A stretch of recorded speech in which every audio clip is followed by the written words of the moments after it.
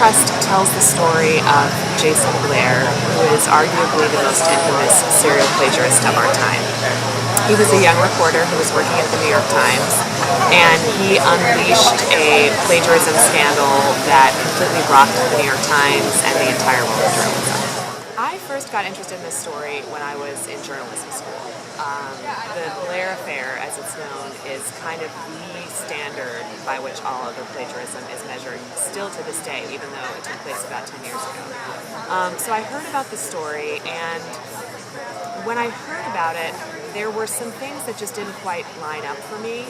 There was a ton of press coverage about the scandal at the time that it happened, but there was not, at that point, one sort of unified, cohesive document that traced the entire scandal.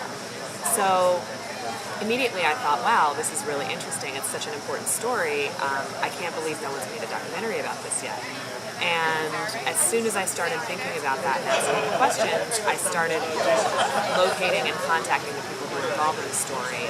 And that is really what took the longest time. It's just getting everybody to get on board with the story because, as you can imagine, nobody wants to talk about this.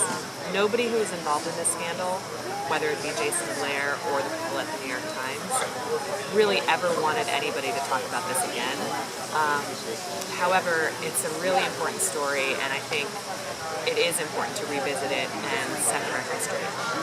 There was definitely some information floating around out there about details in this scandal.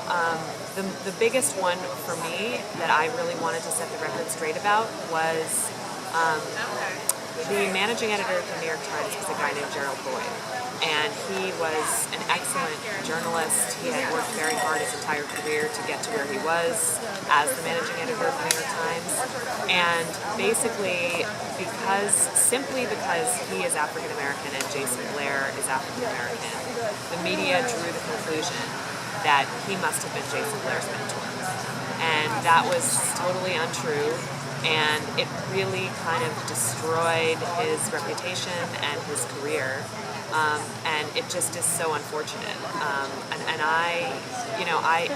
He died 3 years after the scandal. Many would say from a broken heart. His entire life's work, his whole career was destroyed by this one rogue reporter. And I interviewed his widow. He left behind his wife and a young son.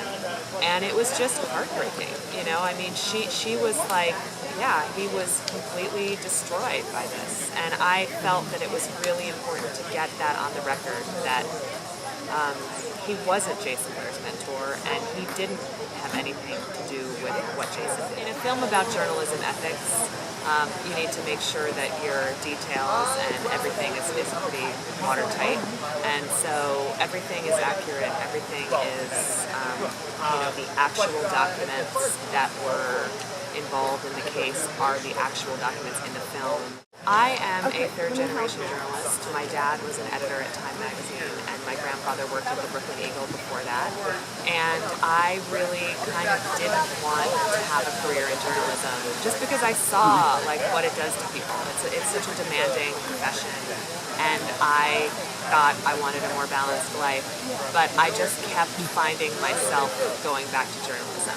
And so eventually, at a certain point, I just sort of relented and went to journalism school. So I went to UC Berkeley Graduate School of Journalism, and that's where I started working on this film as my thesis project. So initially, it was going to be a short film, and then it just kept growing, and then I got the exclusive interview with Jayson Blair, and then I got the exclusive interview with Hal Raines, who's the former executive editor of the paper, and here I am. It's my first feature, so it's exciting. I have done some shorts as well. I worked as an associate producer for Frontline World, which is like the international branch of the news documentary show Frontline, and I made a couple of short films for them, and then I made one other short film called Now Leaving Colorado City, about 3 kids who escaped from Mormon